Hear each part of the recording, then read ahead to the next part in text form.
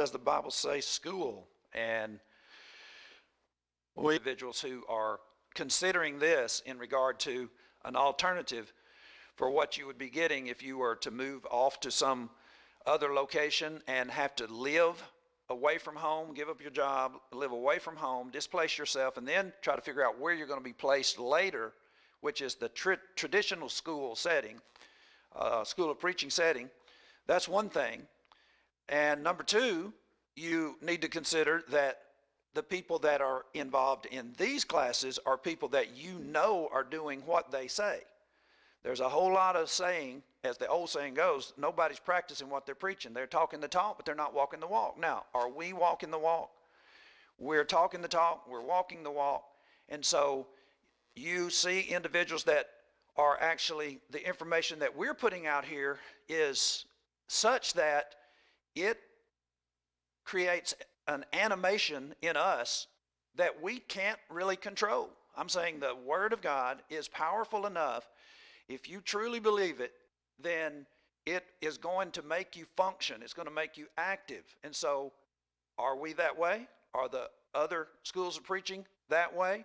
Now, there are some schools of preaching that are doing stuff overseas, but, you know, I've lived overseas and I've watched this stuff take place. I've watched satellite schools. It's a joke. They are not really producing what they claim to be producing. They're not giving the level of teaching.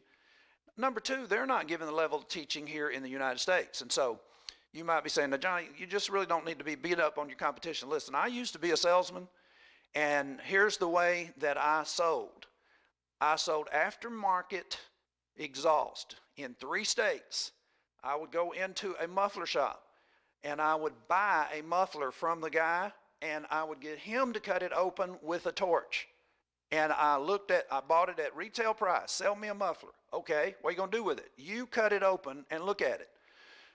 He would do that. And then I would bring him the same muffler, same basic muffler for that brand of car, and we would look at the one I was selling and the one he was selling. I was then selling him mufflers because of the difference. I know how to do this, and I'm saying, folks, this is different. If you go to a traditional school, you would start with the book of Genesis. My teacher stayed in Genesis 1 through 6 nearly the entire quarter. And then when he realized that we weren't going to make it through, then you sped through the rest of it. Listen, we have developed in the last 2 classes that the people who first got Genesis were the people at Mount Sinai. And so if that is the case, then what you need to do is start with them. It makes more sense to start with them than for you to start at the front of Genesis and actually start reading a bunch of things that you don't know anything about and figure out, like you're just basically going to be constantly grinding away, when if you would go to the place where it was given and actually allow yourself to see what those individuals were doing and what this male is, which Genesis really is their male. It is lesson plan 101 for the people that are at Mount Sinai in Exodus chapter 19. And so if you do it that way, here's some of the things you're going to find. You're going to begin to realize as you read through, it's just like this. Who doesn't know who the children of Israel are in Egypt? I'm saying any person who's in any kind of church, they know that the people in Egypt that came out through the Red Sea are the children of Israel. So see, you already know that. So what is it that the children of Israel got at Mount Sinai? And if you look at it that way, you're basically now being taught with them. They knew what sin was in Genesis chapter 4, verse 7. You don't know what the sin of Cain was. They basically know what sin is. They know all of those subjects and the different things. And if they don't, they're actually getting it at Sinai. So let's look at just a couple of things that we've looked at. Here's some other things that you're not going to be told. When you're reading, when you're going through a class, the teacher's going to take you through Exodus. And he's not going to help you to realize that we're only talking about a year at Sinai here. And so when you open up the next book, you're going to think, okay, this next book, Leviticus, is no telling. It could be any time, and you're not going to know. But the fact of the matter is, these books are running concurrent. They do have some separations once he gets through with everything that goes on at Mount Sinai, the building of the tabernacle, putting together everything, and then the cloud actually starts having them move, and they start moving through the different lands and waiting for the 40-year period to transpire. So there are some parts of Numbers, for instance, that are not concurrent with this, but there are some parts of Numbers that are concurrent. Now watch this, Exodus 40, verse 17. It came to pass in the first month, in the second year, on the first day of the month, that the tabernacle was reared up. All right. So here you've been there a year. Now you're into the second year and you're on the first month and it's the first day. Now, watch this. Leviticus 9:1 says, and it came to pass on the 8th day.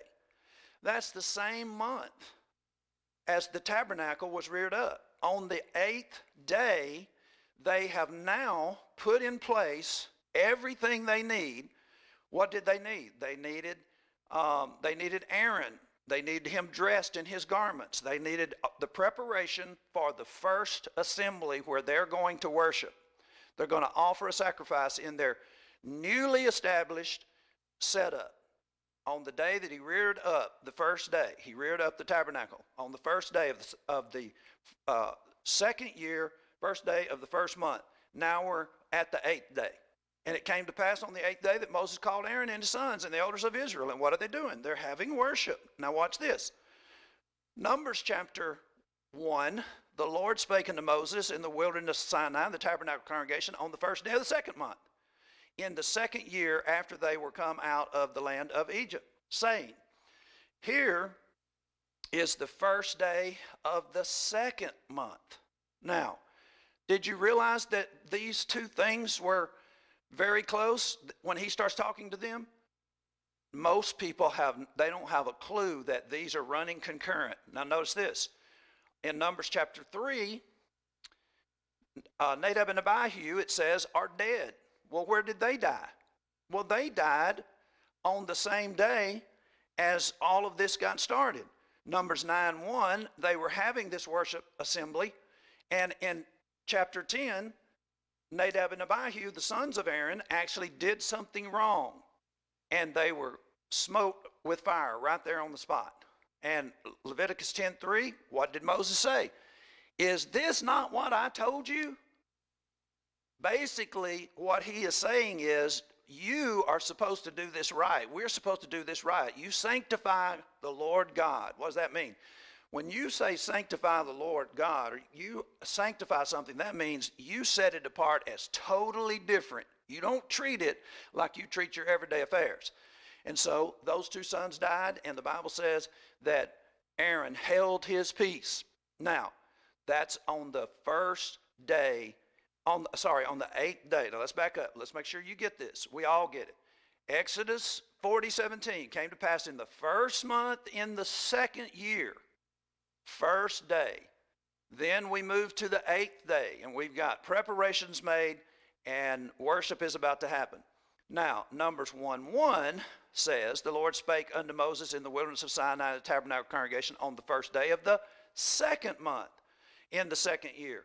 So we'll go, you're in the 8th day of the first month. Now you're on the first day of the second month. So what, 22 days has passed? Notice this.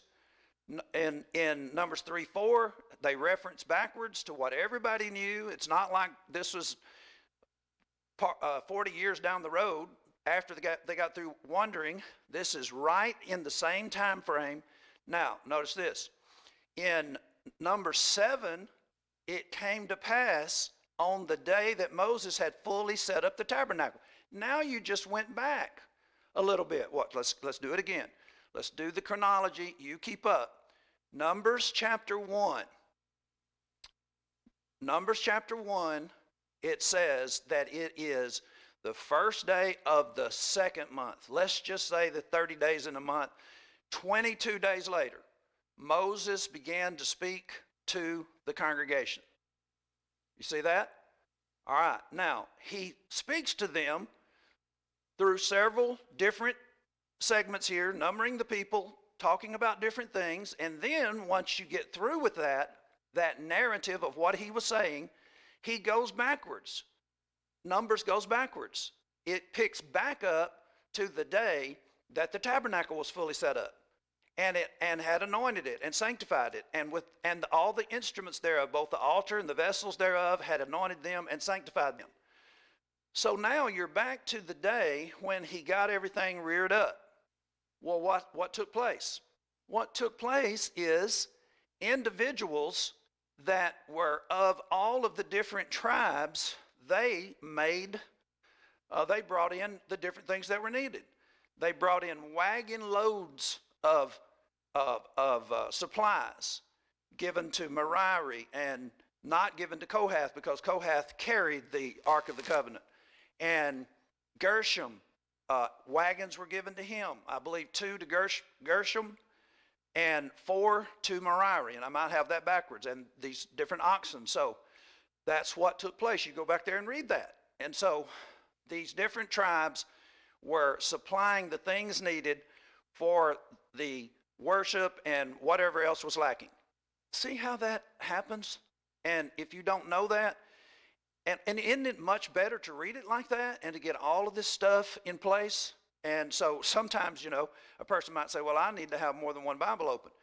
Well, there is such a thing as a loose leaf Bible, and you can actually take Genesis out and lay it here. You can take Exodus out, take Leviticus out, Numbers out, Deuteronomy. We're going to be involved in Deuteronomy? Absolutely, we are.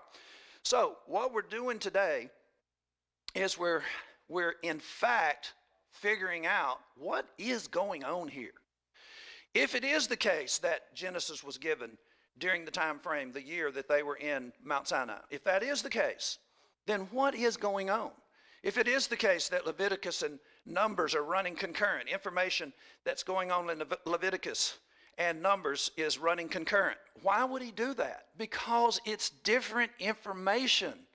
Some of the things that are being talked about in Exodus have to do with setting up of the tabernacle, the building it, what it looks like, how individuals are inspired in order to make it possible to create something that they had no idea, that they'd never seen a tabernacle before. They didn't know what it looked like. Moses was given the pattern, and all of that's laid out as narrative in Exodus. But in Numbers, you actually are hearing other things that are going on as well.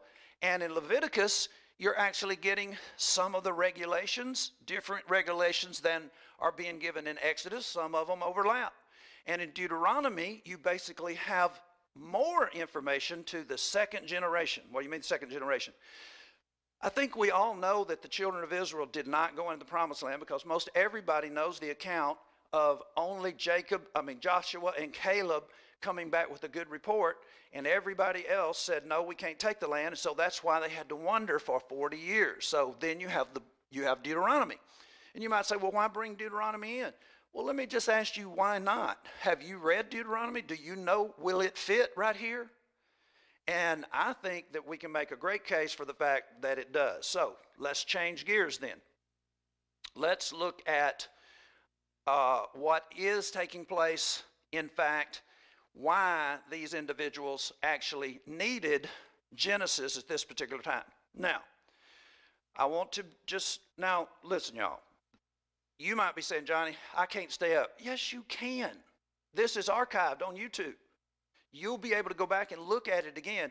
You need to test me on this, and if you get this, it will change your ideas of study drastically. I mean to tell you, your learning curve is going to shoot through the roof. Let's see what's going on. Why was Genesis given in the first place? Why did God wait till this particular time? Look at Deuteronomy 4, verse 1. Now therefore hearken, O Israel, unto the statutes and the judgments which I teach you, for to do them, that you may live and go in and possess the land which the Lord God of your fathers giveth you. When you're reading, do you realize that you have to pay a very close attention to what's going on? Because these books can actually go for 3 or 4 chapters and then switch back to something that was said earlier on. Now watch this, Deuteronomy 1:5. Did you notice that I was reading Deuteronomy 4 first? Watch this. On this side Jordan, in the land of Moab, began Moses to declare the law, saying, that's Deuteronomy 1:5. Now watch this. He began declaring the law. He declares their historical events that happened to them while they were in the wilderness wandering. He talks about Sinai. He talks about the wilderness wandering. He talks about different things they did wrong and had to be punished. And Deuteronomy 4:1, we start changing. Now therefore hearken, O Israel, unto the statutes, unto the judgments which I teach you. So he went for basically 3 chapters, and he narrated, and then when you get to chapter 4, he starts something different. Look at the statutes. Hear the statutes, and unto the judgments which I teach you, for to do them, that you may live and go in and possess the land which the Lord, the God of your fathers, have given you. Now watch this. Deuteronomy, I'm letting my finger actually get ahead of me. In Deuteronomy 4:32, he makes a very, very amazing declaration. He's been talking about from Deuteronomy 1 all the way to Deuteronomy 4. He was narrating the events, historical events that got him up to this point. Deuteronomy 4, he says, listen, take heed now to the laws and the statutes. I'm going to tell you some things. And in Deuteronomy chapter 4, verse 32, he makes a declaration that you absolutely need it in order to understand Genesis. Well, you might say, well, you just may be speechless. But they have it. They have Genesis. Genesis is being given to them during this 1-year period. They didn't have Genesis in the Garden of Eden. They didn't have Genesis. Abraham didn't have the book of Genesis. Actually, here you have Abraham in Genesis 12, and in 37, you have Jacob and you have Joseph going into Egypt. Abraham was told that they were going to go into Egypt, but Abraham didn't foresee it. Abraham was in chapter 12 and to 25, and then all of a sudden you have Isaac and Jacob having sons and daughter, and here you are at Genesis 36. They didn't have Genesis at that point. So when did it come in? It came in during this time frame. Now watch this. This is all of a sudden going to put into perspective what you need to be learning from the book of Genesis. He says during this segment where he says, pay attention to the laws and the statutes that I'm going to tell you so that it'll be well with you. He says now, he's about to emphasize a point. For ask now of the days that are past, which were before thee, since the day that God created man upon the earth. How would they know that?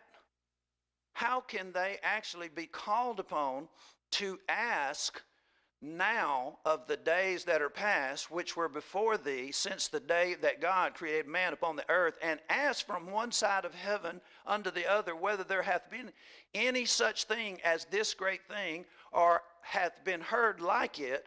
Did ever people hear the voice of God speaking out of the midst of the fire, as thou hast heard and lived? How would they know that? How would they be able to answer that question? These people are regional. For one thing, they've been 4 generations in Egypt. So whatever went on outside of Egypt, they wouldn't know about it. How would they be able to figure this out? Are they going to ask some old historian? Are they going to pull up like the oldest person that was still alive? I can actually talk to somebody that it can talk to me intelligently about my grandfather and my great-grandfather. Is that what they're supposed to do? Man, time goes way longer than that here. So how are they going to do that? Look at the next verse. For ask now, or hath God essayed to go and take him a nation from the midst of another nation, by temptations, by signs, by wonders, and by war, and by a mighty hand, and by a stretched out arm, and by great terrors, according to all that the Lord your God did for you in Egypt before your eyes? How would they know that? How would they know how to answer that? Who are they going to ask? They don't have to ask anybody. They have Genesis now. They can look at the record, or they can hear the record, which is being taught to them. That's what they're doing in the wilderness in that 1-year period during that time frame. And then during the 40 years that's taken place since we're reading Deuteronomy, they have been hearing this over and over, and he's actually prepping them to go in and to do something that God has been intending for them to do, and that is going to the promised land. So get this. Folks, these people had to have the book of Genesis for this very reason. Nation making. God is building himself a nation. He is forming a nation. He's got a plan and a purpose. How is he doing it? Last week before, we looked at this part of it. Let's look at this again.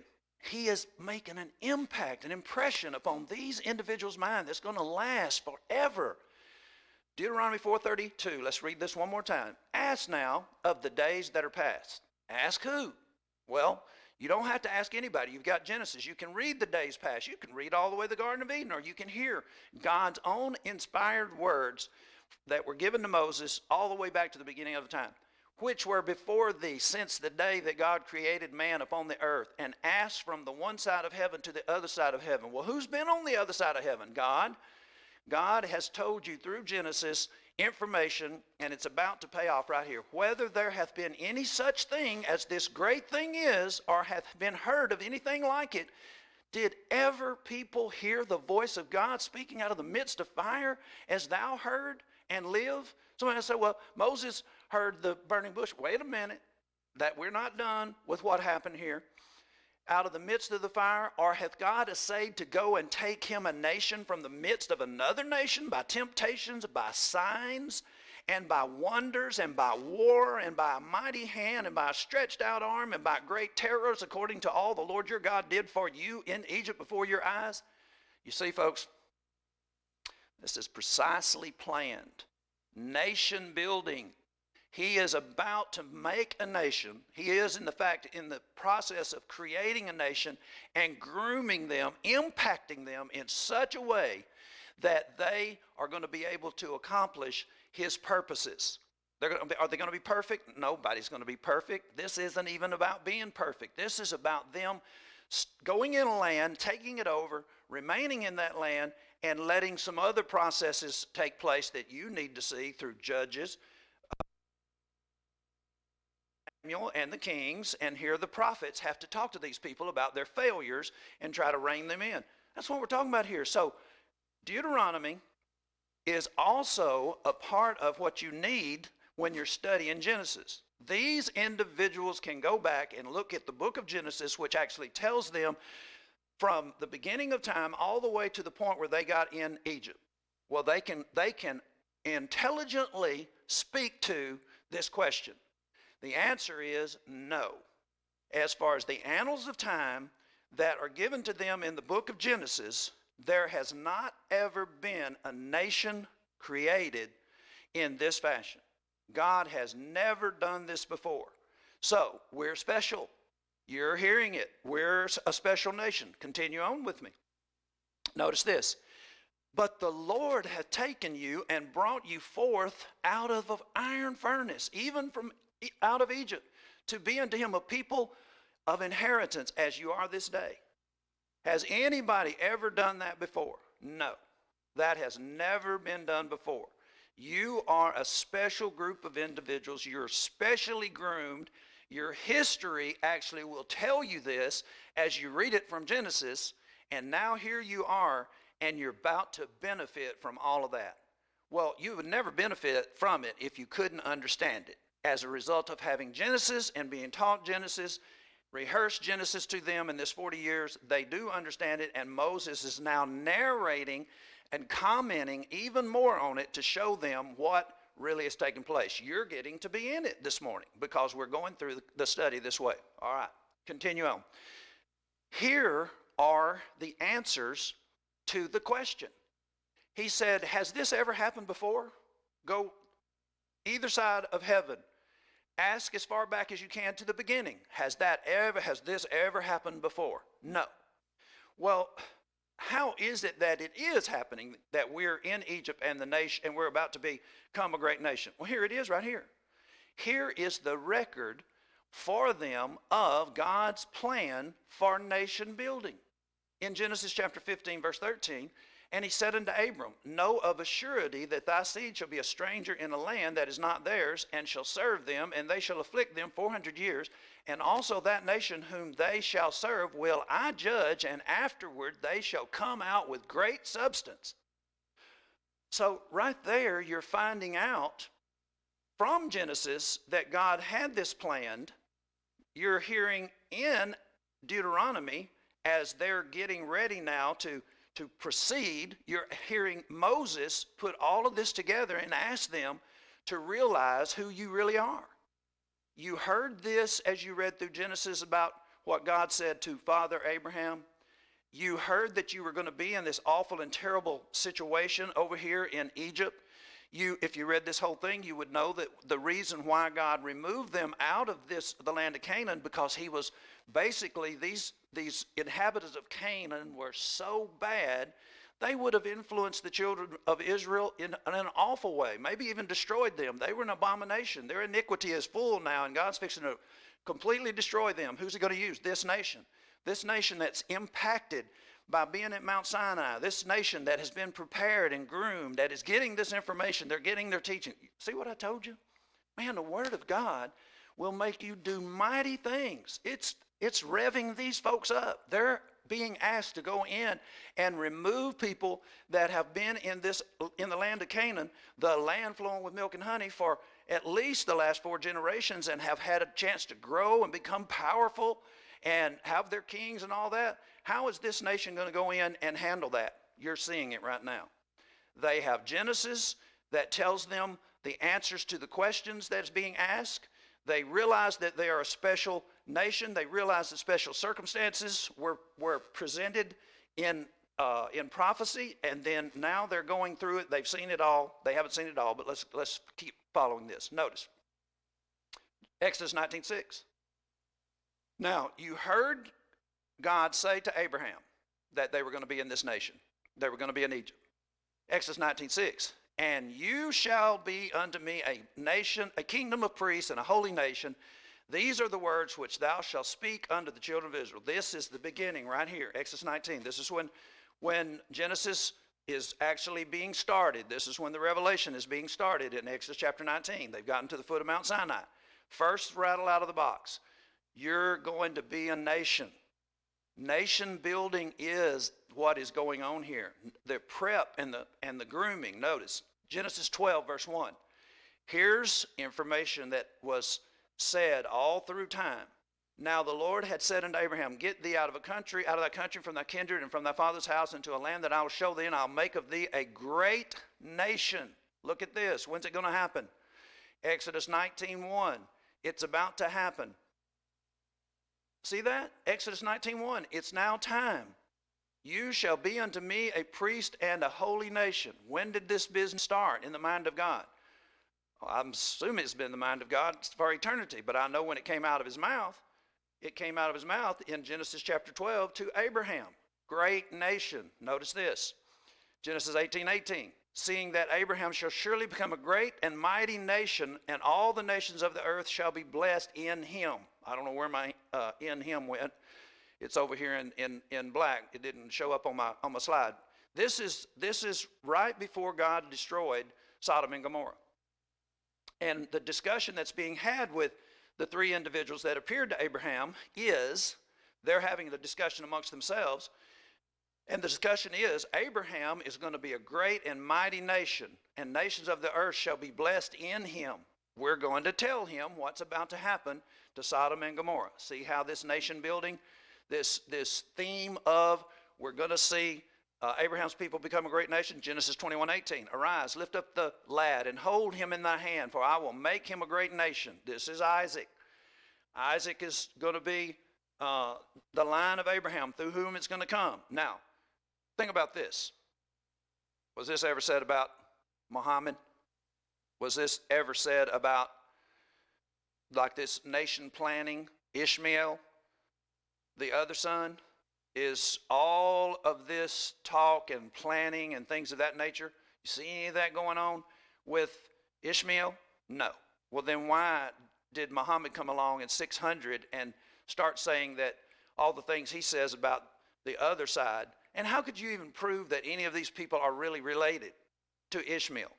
When you really get down to it, do you think the people that are in the Arab countries were keeping records? No, they're not keeping records. Do they have a record book like the Bible? No. How do they even know that Ishmael exists, that Abraham had another son? The Bible. Muhammad sure didn't know it. He had to learn it from the Bible. You see what we're saying here? This is peculiar to the family of Abraham. And it's happening in the book of Exodus. And they're learning about it, and they're getting their historical documentation from the book of Genesis right then. This is the way you need to study Genesis. Now, when you might say, well, are we ever going to get into the really technical stuff? Surely. We're going to look at application. We're going to start looking at the lives of the individuals that are in Genesis, but you've got to get a grasp on what's going on through time here. So Abraham was told first that he was going to be a great nation. It was repeated. Individuals that were involved in the destruction of Sodom and Gomorrah, they repeated it and said, we're going to inform Abraham because of his great nation status. And now you have Isaac being born, and the lad is going to be a part of the nation as well. Genesis 35, verse 9. Now you've got Jacob. And God appeared again. God appeared unto Jacob again when he came out of Padan Aram and blessed him. And God said unto him, thy name is Jacob. Thy name shall not be called any more Jacob, but Israel shall be thy name. And he called his name Israel. And God said unto him, I am God Almighty. Be fruitful and multiply. A nation and a company of nations shall come out of thee, and kings shall come out of thy loins. And the land which I gave to Abraham and Isaac, to thee I will give it, and thy seed after thee will I give the land. Here we go. See this? Who's reading this? Who's hearing this? The children of Israel, Jacob's children, multiplied after 4 generations of being in Egypt. They are hearing this. They're hearing God's plan. They're hearing how it is that they needed to be there and that God was going to bring them out a certain way. You're going to get this in just a minute. This is basically how it's supposed to be. Genesis 46, verse 3, and he said, I am God, the God of thy father. Fear not, and go down to Egypt, for I will there make of thee a great nation. This is said to Jacob. Go down. Joseph is there. Preparations have been made. A portion of the land is set aside. Israel will be able to multiply there. You'll be a great nation. They don't have the rest of the plan yet. They know they're going to be brought back out. That was Genesis chapter 15. They just don't know how. And when the time of the promise comes along, Moses thinks, according to Acts chapter 17, Moses thinks that they ought to have known that he was their deliverer. They didn't. And so, as you know, Moses went out into Midian for 40 years, and then he came back after having seen the burning bush and getting instructions from God and the use of Aaron, and he's back there now to accomplish this. And this is not all the information. There's more information. How is it they're going to be such a great nation? How are they going to get out of the area? How is all this going to take place? All right, Exodus 32, verse 10. I skipped there's a little bit of delay here, so sometimes I'm getting ahead of myself. Now, this is Exodus 32:10. We're back into Exodus. We have Moses talking to them, things being said about them in the nation building. Now, therefore, let me alone, that my wrath may wax hot against them, that I might consume of them and make thee a great nation. Notice what happens next. 33:13. Now, therefore, I pray thee, if I have found grace in thy sight, show me now thy way, that I may know thee, that I might find grace in thy sight, and consider the nation that is thy people. My slide is actually dropping a couple of words, and they're actually in black, so you can't see them down there. But you did see, consider that this nation is my people. So Moses is getting talked to by God as well. More instructions about the nation. And in Exodus 34, verse 10, and he said, behold, I make a covenant before all thy people. I will do marvels such as have not been done in all the earth, nor in any nation, and all the people among which thou art shall see the work of the Lord. For it is a terrible thing that I will do with thee. Listen, God is going to do even more fantastic things than he has done already in getting them out of there. But remember this, we started with Deuteronomy chapter 4, verse 32, where he said, ask all the way to the beginning of time, this side of heaven, that side of heaven. Was there ever said that God was going to take a nation out of a nation and he was going to have them actually see all these terrible things and the terror and the burning at the mountain and all of those kinds of things? Ask if this ever, no, never happened. How do you know? Because we have time from the beginning of Genesis. We have the Garden of Eden all the way up to Genesis 46, where it is said to Jacob that they're going into Egypt. So they have the information where they can speak intelligently to that question. No, it's never happened. Guess what? You're going to see more marvelous things than that. This is impacting them for nation building. Deuteronomy 4:6. Now watch this. Keep therefore and do them, for this is your wisdom and your understanding in the sight of the nations, which shall hear all these statutes and say, surely this is a great nation. Surely this great nation is wise and understanding people, a wise and understanding people. Now, folks, I want you to think just for a moment here. I don't know. I'm used to being in an hour, and I would know I would be running out of time. When you start hearing, or when you see this particular part, you need to realize that God is finding himself glory in this. What God is doing isn't about Israel. This is about God demonstrating to the world that he is in charge. These individuals, as we studied a couple weeks ago, they were told right away at Mount Sinai in Exodus 20. We were reading from 19 a moment ago about the nation. But in Exodus 20, he starts giving out what are the 10 commandments. And one of them right away was, have no other gods before me. They are being taught. They built in Deuteronomy 34 or 32, they built a golden calf, or they had Aaron do it. And so they've got some infection going on when it comes to idolatry.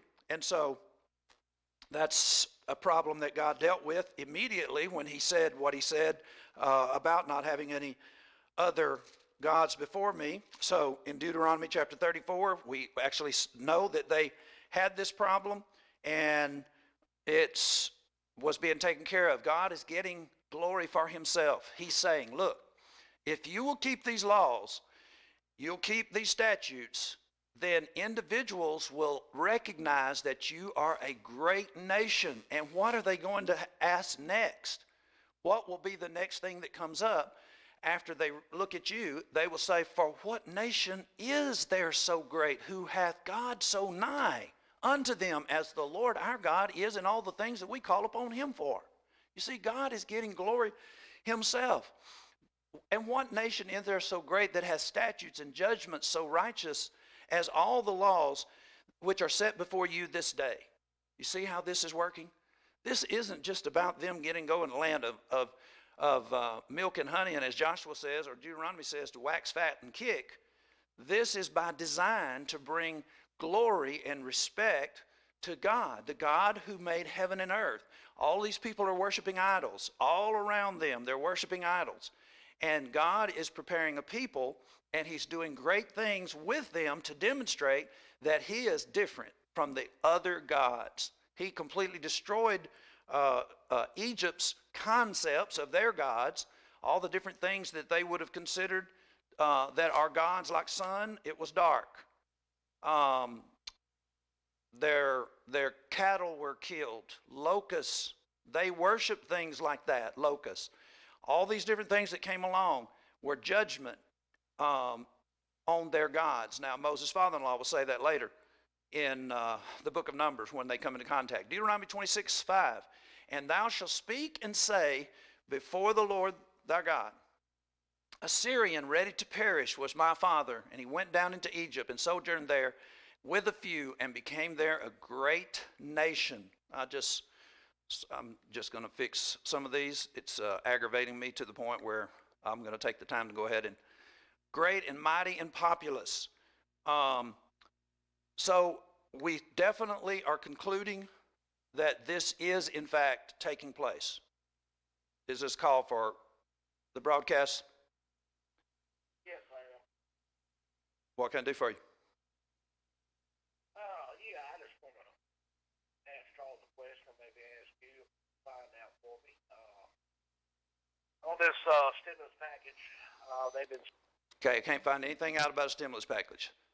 This is, what does the Bible say? And we're basically stimulating. We go. Now notice this. Folks, this is totally by design. Now, what were we talking about? We were talking about the question that was asked in Deuteronomy 4, verse 23, earlier. What was the question? Ask anywhere you can. Ask the people of old, one side of heaven to the other. Ask now of the days that are past, which were before thee, since the day that God created man upon the earth, and ask from the one side of heaven unto the other, whether there be any such thing as this great thing is or hath been heard like it. Did ever people hear the voice of God speaking out of the midst of fire, as thou hast heard and lived? Or hath God essayed to go in and take him a nation from the midst of another nation, by temptations, by signs, and by wonders, and so on? Now, do you realize that in the book of Genesis, when you ask about did God ever do this with any nation? Do you realize that that Genesis actually contains 10 records of nation, like tables, genealogical tables? Now, you might have gotten tired when you were reading them, and you didn't think that they were beneficial. You wondered, there's nobody alive that still knows about this. Listen, it's not about people being alive that knows this. What it is it is about Israel being able to answer that question.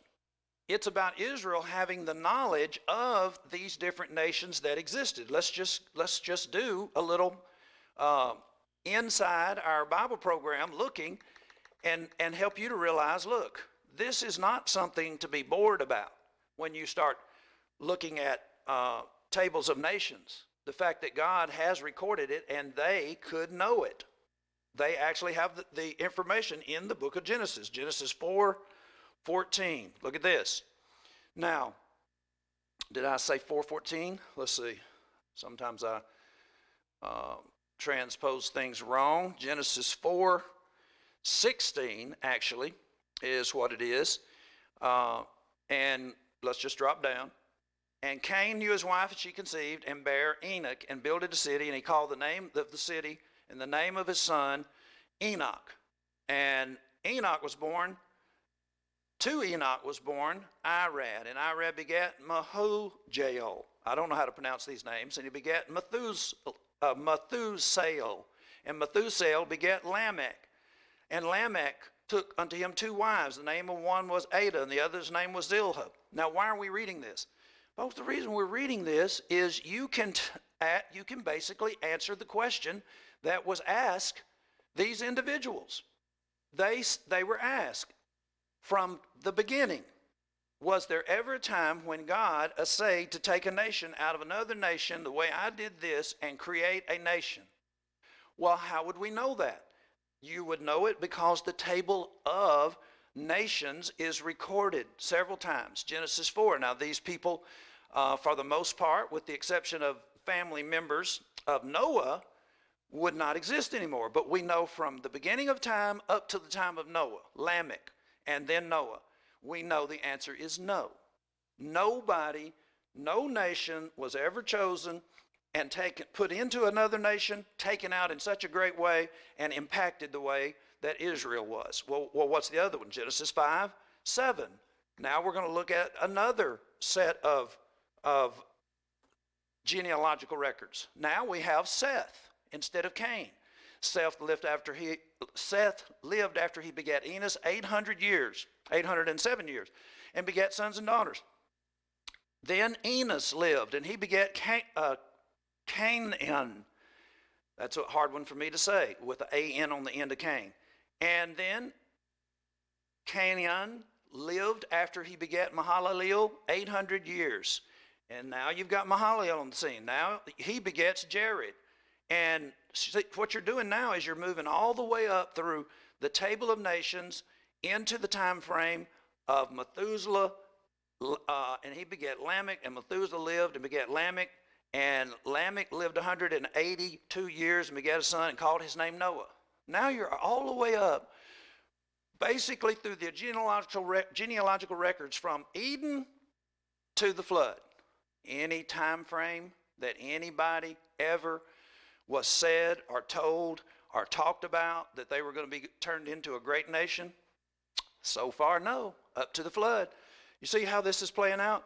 And we could just continue this after the flood. Let's just go ahead and do a little bit of this, a little bit more, because you might say, well, okay, we know it didn't happen before the flood, and if it did, they all perished anyway. So let's look at Genesis 10. Now you actually have the table of nations that come out of Shem, Ham, and Japheth. So you have the ability, or let's put it this way. People in Egypt, the children of Israel, they actually have the ability to answer that question intelligently. Why? Because look what you're reading. In Genesis chapter 10, let's just see how far this goes. This goes from Ham, Shem, and Japheth. It goes all the way to the time frame of the building of the city of Nineveh. It goes to Canaan land. It goes to Sidon. It goes to the Amorites and the Hivites.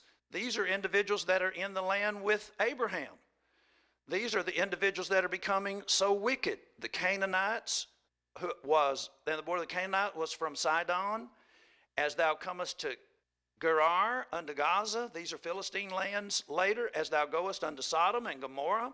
So actually Sodom and Gomorrah are still in existence here in Genesis chapter 10. And you're having all of these nations laid out in front of you, and the information is being given to them so that they can intelligently realize there's something taking place here. And it is something that has never taken place in the history of time. At least we're getting time. Let's go to Genesis 14 now. Genesis 14, verse 1. Now we're fixing to basically just see the time frame around the destruction of Sodom and Gomorrah. You have, again, some nations that are being mentioned. They can speak intelligently about the kings that were in Sodom and Gomorrah at the time of the destruction of Sodom and Gomorrah. So you see all of this? This is important when you actually realize why it's being kept in place in the first place. How would you like to be asked a question that there's no way that you could actually have the knowledge to answer? The knowledge isn't available. The guy called in a while ago about the stimulus package. Do I look like Donald Trump?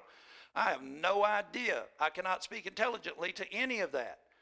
How would you like to be asked a question that is seriously important to you to have the answer? I'm not worried about the stimulus package.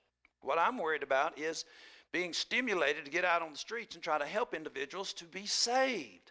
When I look at that God from Eden all the way to Exodus 19 did not say that he was going to put any other nation in play in such a way as he said to the children of Abraham.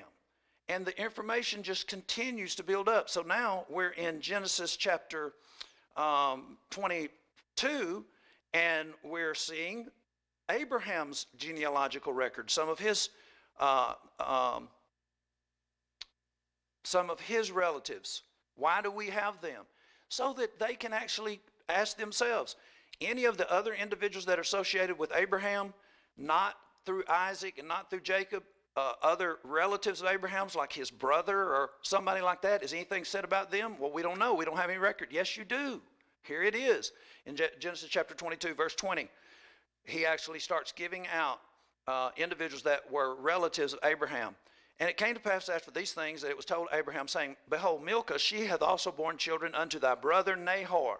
See, we're talking about, you have information about other members of Abraham's family. Now, you might say, that's not important. Why? Isn't it the case that a rebellion rose up in Numbers chapter 16 with Korah, Dathan, and Abiram? Look at this. Let's just go there right quick. Numbers chapter 16, verse 1. Now, here is Korah and several of the other children of Israel, and they rise up in verse 2 before Moses with certain of the children of Israel, 250 princes. When you hear this, y'all, you need to realize that these princes are individuals that come from each one of the families. They're individuals that are representatives of, let's say, the family of Judah, let's say the family of Zebulun, or the family of Joseph's children, Manasseh and Ephraim. we don't know who all came, and they basically were going to make a faction, and they said to themselves, Moses, look, verse 3, you take too much on yourself. Well, here's the thing. Ask yourself this question. Is it the case that since we have just looked at the relatives, Abraham had a brother? Did God have any plans for Nahor? Ask from the beginning and go all the way up to Nahor, Abraham's brother. No, he didn't have plans like he had for Abraham. You see, that's what we're learning today. They're able to speak intelligently. Let's look at Genesis 25, verse 1. Now, I told Caleb yesterday that he was getting a bit bogged down at a particular point, and you might say, this has gone on long enough. Wait a minute. It might be that this is something that you had no idea was in the Bible this way and for this reason. Again, Abraham took a wife, and her name was Keturah. So Abraham had other descendants, one of which is Midian. Well, Moses' father-in-law is from Midian, a priest from Midian. How is it that there is a priest in Midian? Well, do you remember what was said right before the destruction of Sodom and Gomorrah?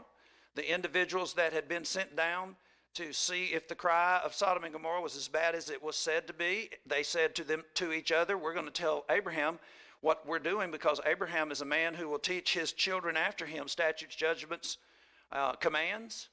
Well, here's Midian. This is a son of Abraham. He is actually called a priest. But is any part of this family, was there anything said about Keturah's children, out of them a great nation being produced? No. See what we're doing here? We're now limiting individuals who would say, well, we're part of this, and we're expecting that we're going to be playing some part in this because we're kin to Abraham too. Now, these are the generations of Ishmael. Now we done got down into the Arabian territory. Really?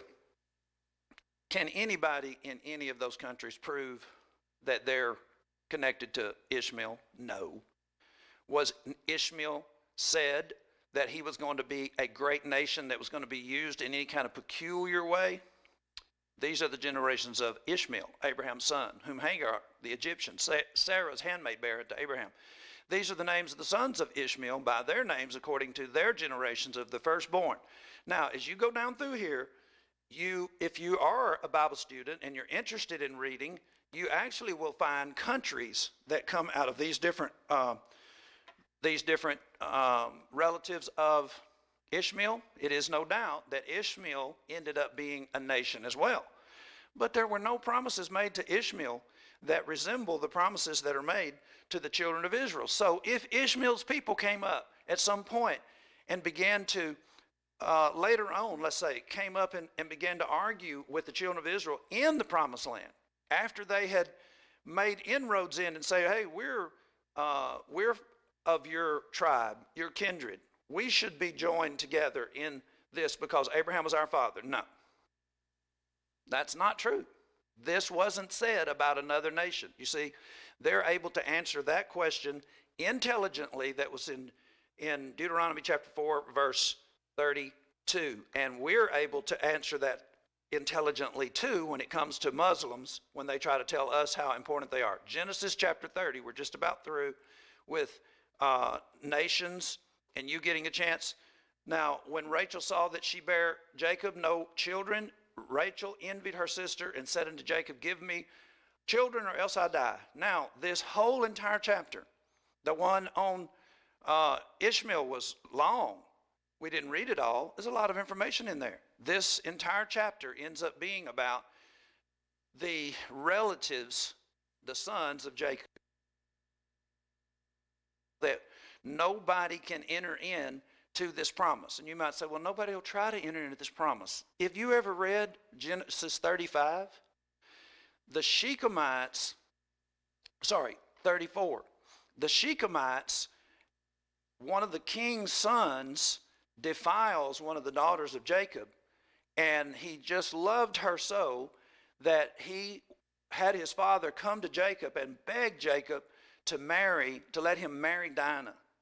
And their plan is that they would take Israel's daughters, and Israel would marry into their tribes, and their plan is that they would actually mingle, and when it was all said and done, they would come out with all the things that Jacob had, and they would mix and mingle the race, and they would be a part of whatever happened to Jacob. Yes, there are individuals who would try such a thing, who would try to join themselves to these individuals. But you see, because, and this is before Exodus, but because of what took place in Exodus 19 and is taking place in Deuteronomy now, they're hearing Moses for the last time before they go into the promised land. They're not going to be letting anybody mix and mingle to the point where they're not going to be distinguishable as a nation. They're impacted too greatly by the things that have happened for them to let themselves mingle to the degree, well, you might say, they're supposed to be. God's trying. A couple of times God had to bring in some pretty stiff punishment in order to stop them from mingling in such a way that they were going to lose their identity. But see, this is the plan. God is actually trying to make it happen now. Let's look at the last one, and it's going to be 36. I think this is going to be the relatives of Esau. Listen, this is a page and a half of information here. When you were reading it, you probably just buzzed right through it and said, nah, this is not important to me. This is a cousin to Jacob. Does he have a place in this? No. Edom does not have a place in this promise. Is Edom going to be over in Egypt with them? No. Edom is a nation all its own. They come out and end up having trouble with Edom. But if you look at this, you start seeing, look, Esau married one of Ishmael's daughters. Well, wouldn't that put him in a position? Ishmael is the brother of Isaac, and Abraham's his dad, and now he's married one of Jacob's sons, or Jacob's sons has married one of Ishmael's daughters, so now he's like a double cousin. Doesn't that put him in a line so that he could be a part of this nation? No. Would he try that? I don't know. There were just all kinds of different plans, or there are different kinds of subtle arrangements that went on in the promised land with the different countries, trying to mingle themselves in and get parts of the blessings that were only for the children of Israel. Why would the children of Israel put them out, put a stop to it? Because they're impacted right here in Exodus, Leviticus, Numbers, and Deuteronomy. And you're actually getting to see that they do know the answer to the question, has God ever done anything like what he just did with you? The answer is no. How do they know? We have 10 different tables of genealogical records, and in all of the nations that existed, none of them was ever told that it was going to happen to them. Now, take a breather here, get me a drink of water, and I'm going to ask you to reason with yourself. Did you have any idea that this information was in here and it was connected in this fashion? Or did you just think this was just some boring information, tables of nations that you just assumed would have been left out of the translation so that you didn't have to go through all these hard names? Listen, these nations are going to come up continuously. Some of them are going to be completely destroyed and wiped off the face of the earth. Sodom and Gomorrah, no more. You won't have to keep up with people from Sodom and Gomorrah. But one of the cities that actually was spared because Lot made it there, you're going to see it again, Zoan. You'll end up seeing that again. And as a result of Lot's wife dying and he and his two daughters getting to this little city, and there being no men because everybody was killed in that calamity, they ended up having children with their father, and that's Moab and Ammon. So now you've got the nephew having children that are going to populate these different areas. Esau is Edom. Esau actually marries Ishmael's daughter and makes double cousin, if you look at it like that. Is it going to make him a part of this? No, not at all.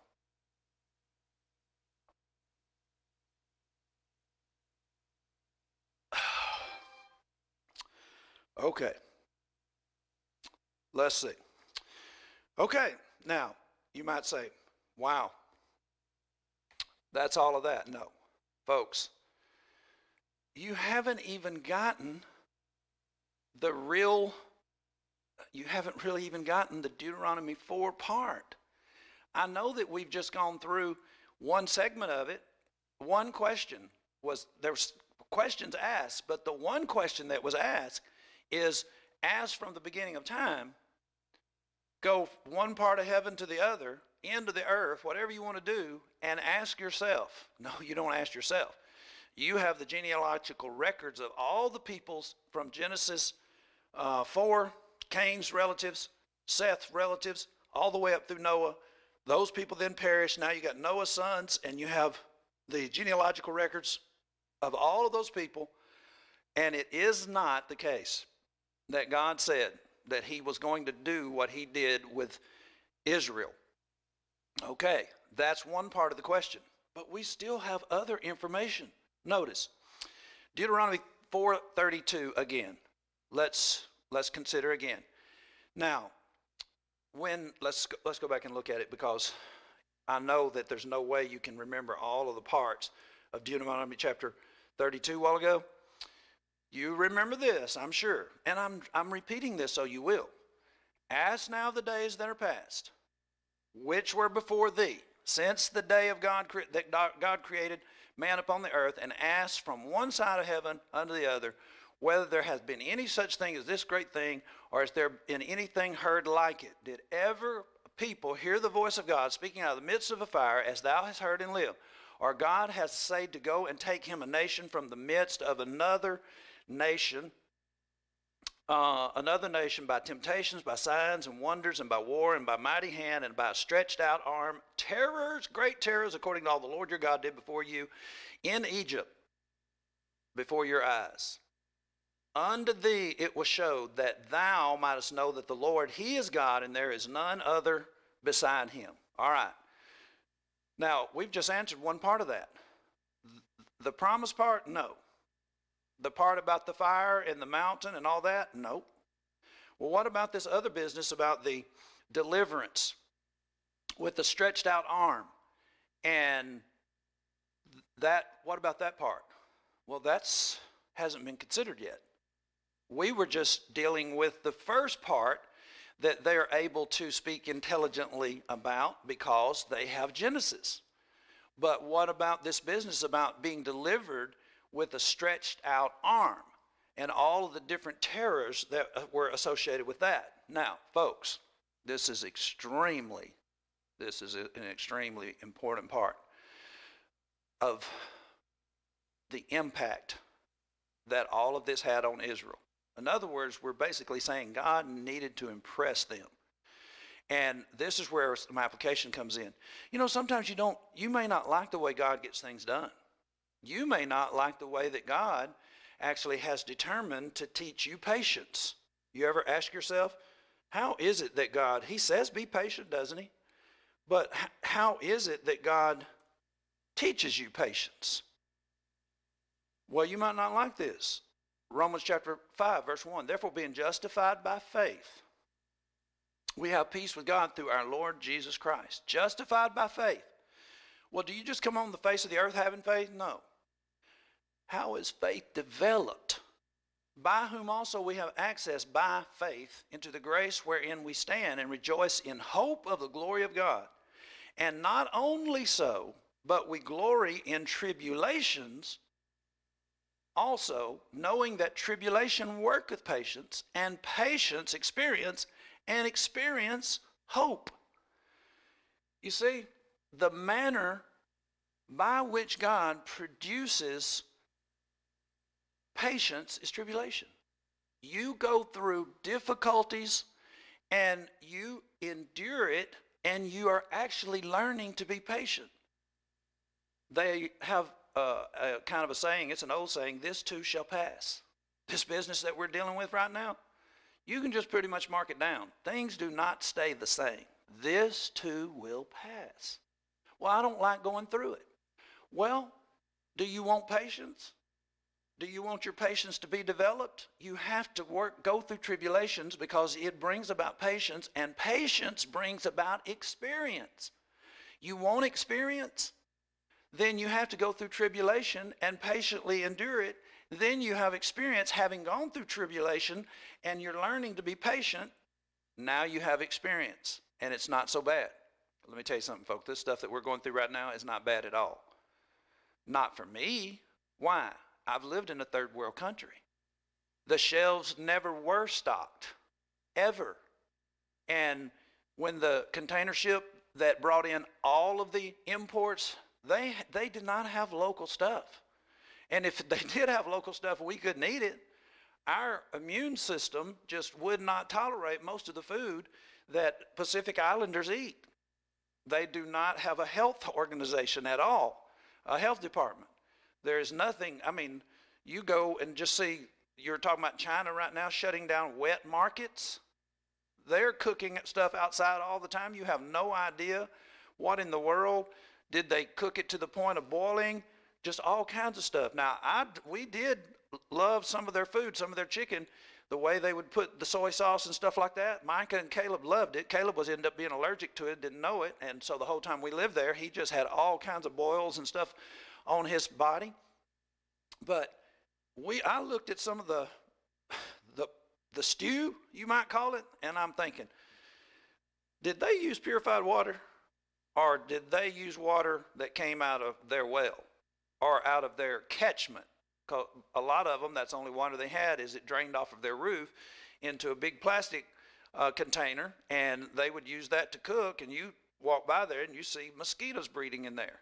And it was just almost turn your stomach before you even tasted it. So we had to be careful. And so what did that do? That was difficult. Living in a third world country is a difficult thing. What did it do for us? It helped us to be patient because we endured that kind of thing a long time.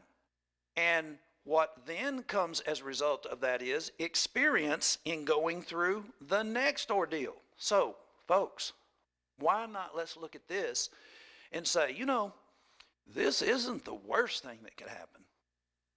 We better try to patiently go through this, and let's do some learning. Let's put our brains into this instead of maybe how we were looking at it and saying, God could, in fact, be getting us ready, giving us experience for something else that's going to come. Because I know this ain't as bad as it can get.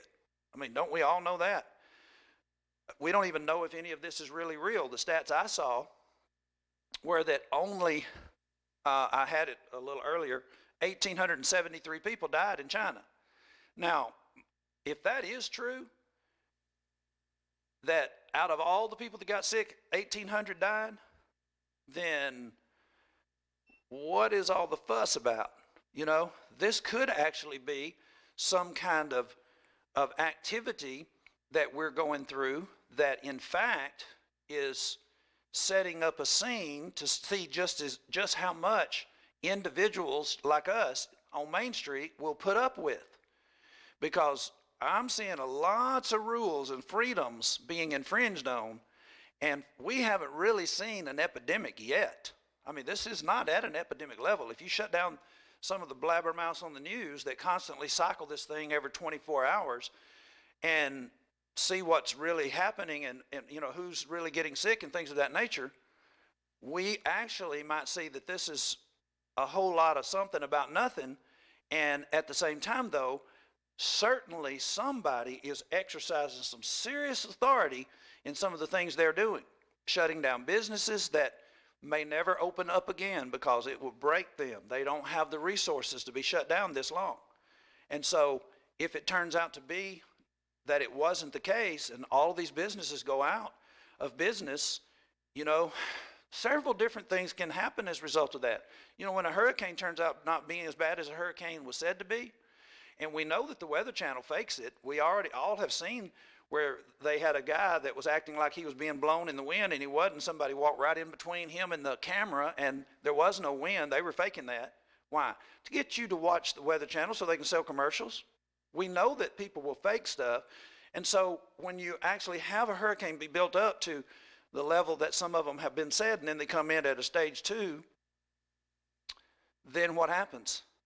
People don't believe the media the next time, and when a super hurricane comes in, what happens? Super devastation. So, you know, there's several different ways to look at this, but I'm just saying, is this good for us in the sense that tribulation?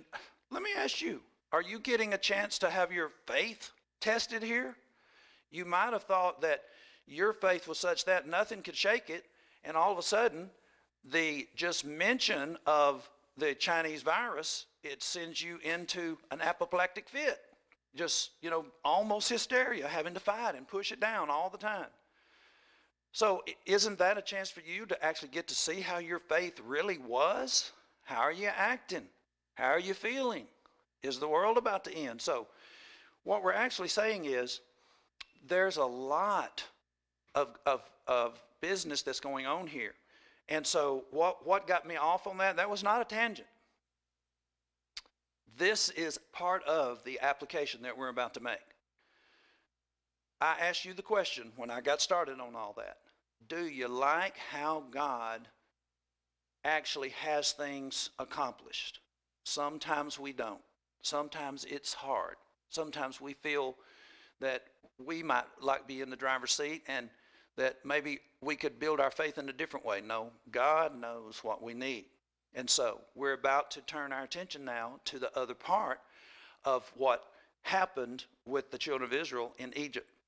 In Exodus 3:19, now in Deuteronomy 4, he talked about a great and mighty or a stretched out arm. Has there ever been a time where God took a nation out of a nation and he did it the way he did it to the Egyptians? That was the question. Well, they have the book now, Genesis, which gives them a record of all the different things that have happened all the way from Eden up into their own family time frame and themselves being in Egypt. Now watch. Notice how this is playing in. One of the things that they're having to have impacted upon their brain is that God is the creator of the world. He is the creator of the heaven.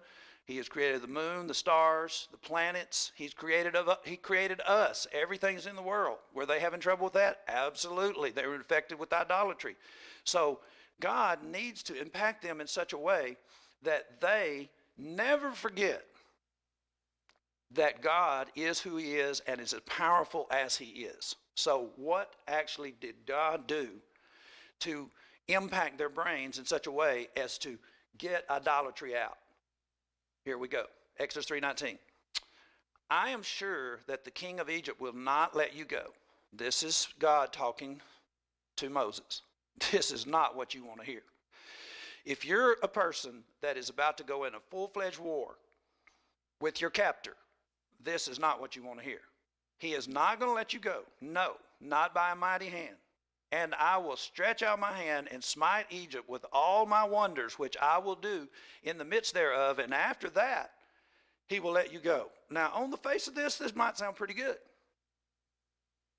I mean, you think about Sodom and Gomorrah, God taking care of Sodom and Gomorrah. Well, it was nice that Lot got out of there.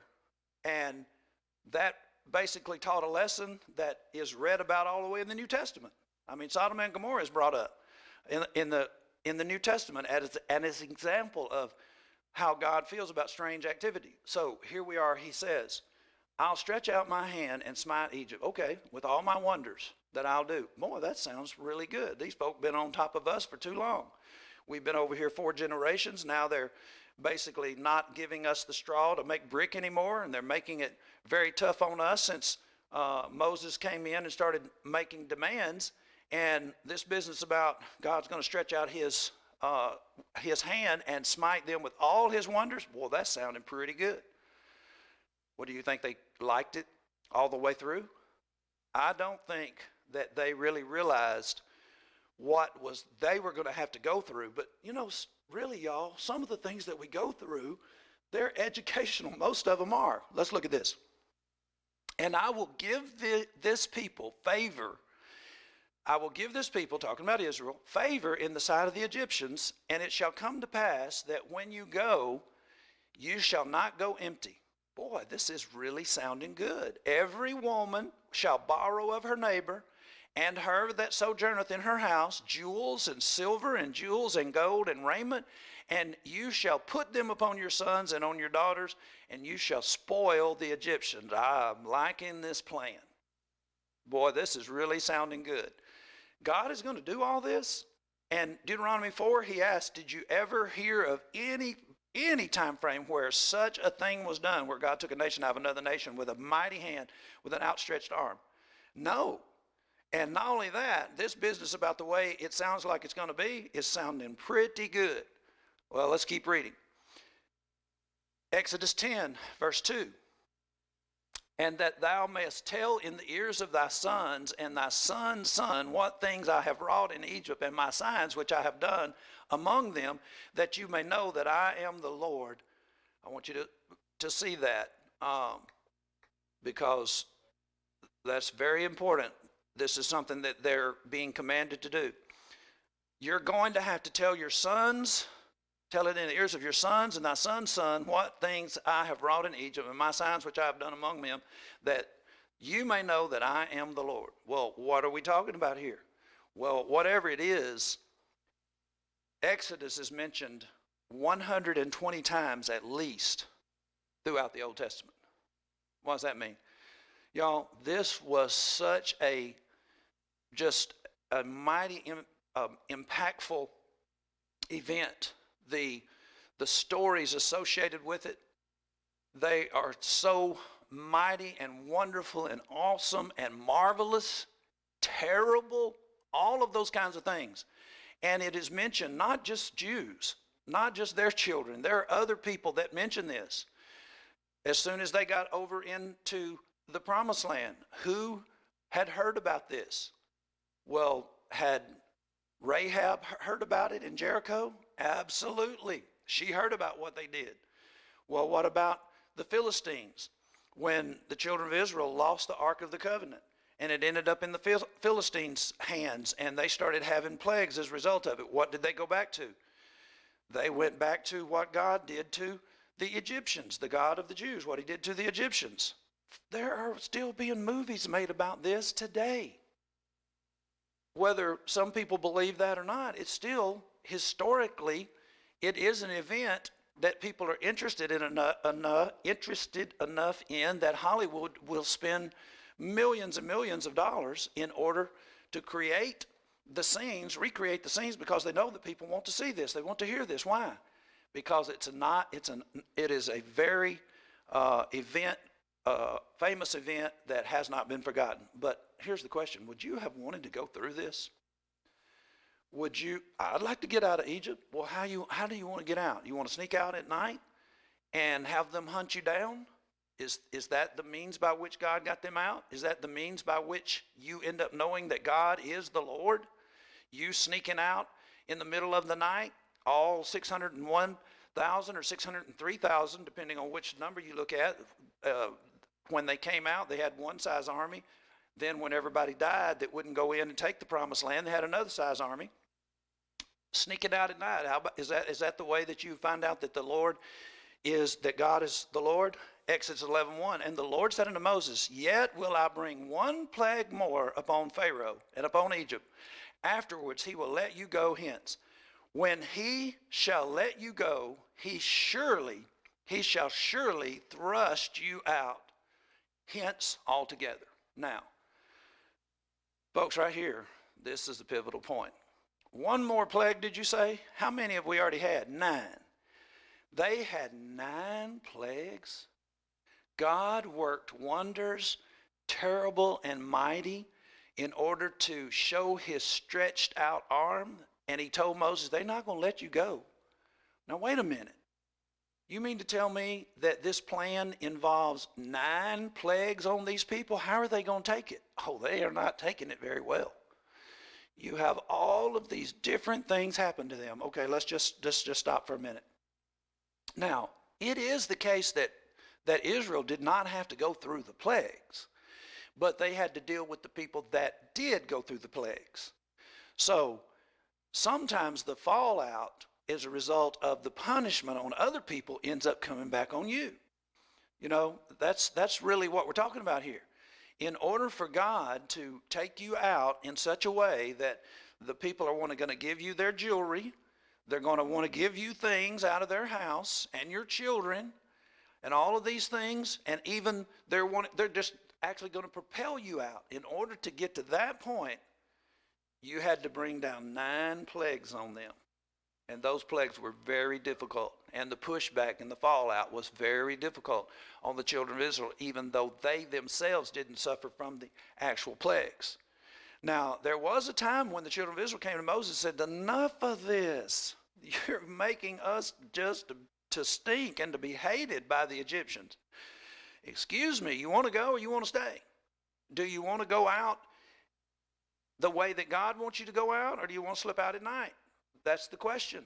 And so here we are down to the last plague, and he says after this plague, well, what's this plague going to be?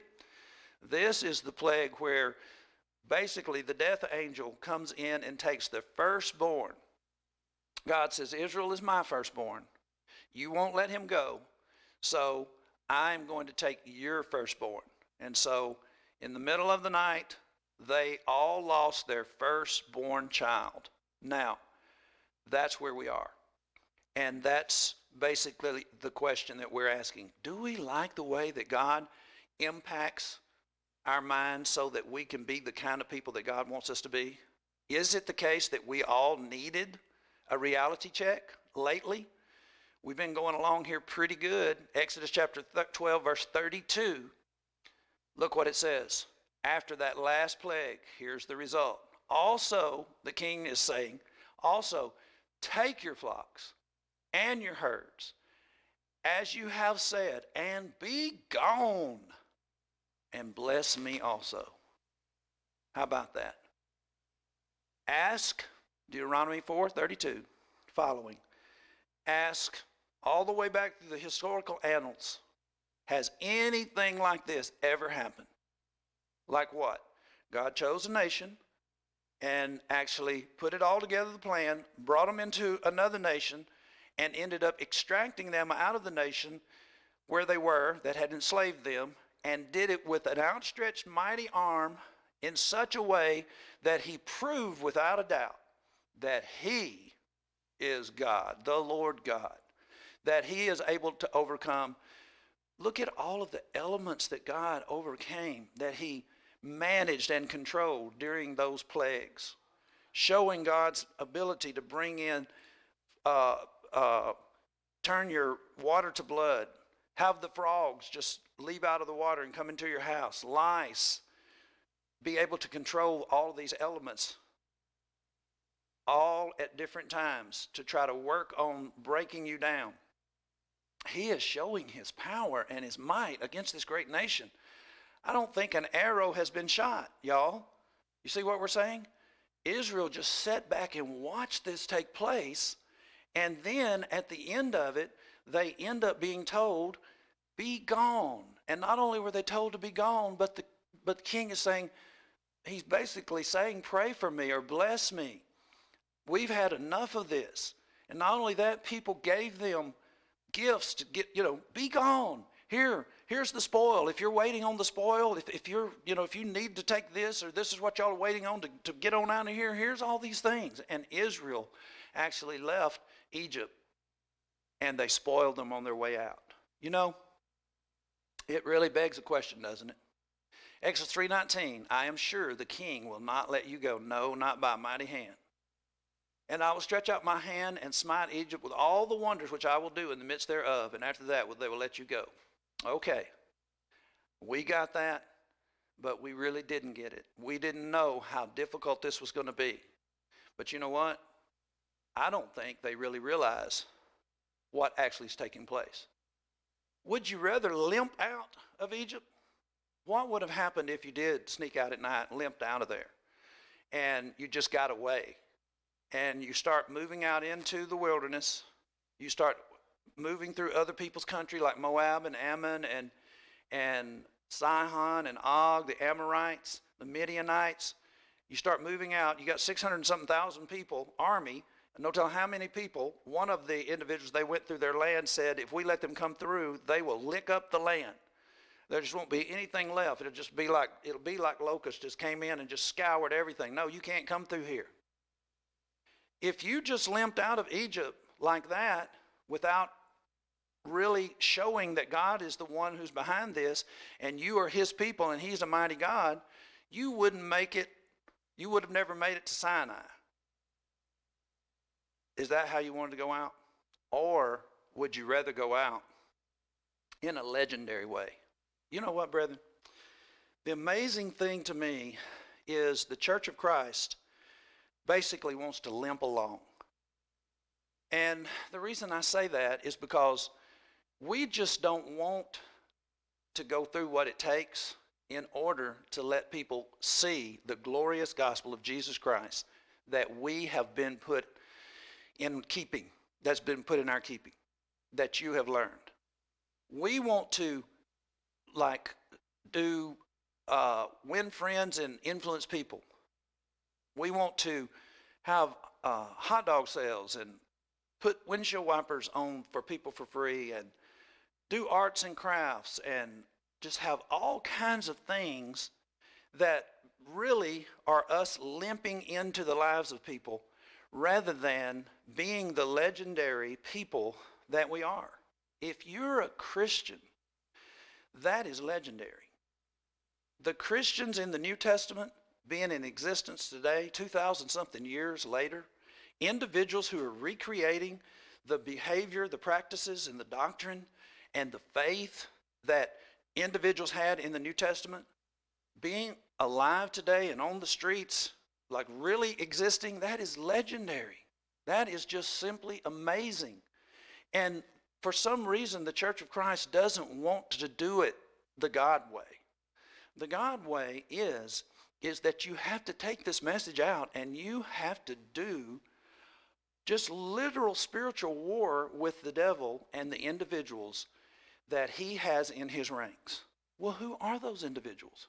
Folks, the individuals that are in his ranks are individuals who are not telling the truth. Just see how simple this really is. John 17:17. You remember what got Nadab and Abihu killed? A failure to sanctify God. Sanctify them through thy truth. Do you realize that what makes a Christian a saint? I'm saying a Christian and a saint, same thing. A sanctified person is a Christian. Do you realize what enables you to be sanctified, to be a Christian? It's the truth. Well, what is the truth? Thy word is the truth. Now, so basically, the way we are supposed to act, if we paid attention to Nadab and Abihu being killed, they did something the wrong way. Individuals who are doing things the wrong way, the way that's not in the truth, another way, an alternative way, they're not sanctified. They're not Christians. They need to be told that. How hard is this? Listen, we want to limp around through town and just, I hate to be this way, but y'all, I just have to tell the truth. Here's what brethren want to do. They want to send house to house, heart to heart to your mailbox. Members of the Church of Christ do not want to make personal contact. That's just too hard. I actually had listened to a video of somebody that I'm familiar with in a congregation that supports me that tried to basically put out that door knocking is an outdated, maybe it worked one time, but listen, there is nothing that will substitute making personal contact. You sending out a mail out. Now there's some mail outs that could be sent out that would be useful and helpful, but house to house, heart to heart is not one of them. It is so vague, so bland that it isn't getting results. It has a humongous, humongous budget, $1 million budget, and it is not producing. You know why? Because it's the limp way. It's limping out into the community and trying to use, I don't even know what the idea behind that is. The way to get the gospel out is for you, first of all, to be clear, concise. You have to let people know what it is that you're saying, and you have to basically, I asked a guy the other day they were talking, he may be watching today. We were talking about them having a gospel meeting. Now, to me, a gospel meeting means that we're trying to get visitors in and teach lost people. And I said, is the preacher going to convince them that they're lost? And he thought a minute and he said no. Listen, folks, the key to saving folks is getting folks to realize they're lost. Well, who wants to do that? Well, I don't want to hurt anybody's feelings and make them mad. Absolutely not. But if it comes with it, does that come with it? Getting people to see they're lost? Yes, it does. Most of the time, individuals, when they start realizing that you're saying, that you're producing evidence that they're lost, it's not a happy feeling that they have. Is it directed at you all the time? No. You don't have to always start getting tense when you see people start looking a little bit like they're bothered. That's a good sign. What do you want them to do? Smile about going to hell? You want them to recognize that they're lost. You want them to see the truth. The Church of Christ is a legendary institution in the sense of it belongs to Jesus Christ. It is his church. It is purchased with his blood. And the only way to get people in it is for them to believe the truth, to be obedient to the truth, to be sanctified through thy truth. Thy word is truth. If your church is not in the Bible, for the life of me, I just cannot understand how people work out the logic that allows them to be in something that's not even in the Bible in the first place. Now, when we say that, I'm saying when we make that statement and we put it in those terms just like that, you know what we're actually talking about? This is the definition of subtle. An individual who is so subtle that he can beguile you into doing something that isn't even akin, not even 30-second cousin to what the Bible actually says, that's an individual that can corrupt the gospel. That's an individual that is dangerous. And these individuals are dangerous. They are very subtle. Their manners are practiced, and they are sly and crafty. And what do you have to do to catch somebody like that? You have to corner them. You don't want to corner somebody? Then, okay, if you don't want to, that's one thing. But, there's another element to this. A lot of people who don't want to corner individuals are actually aggravated when you do.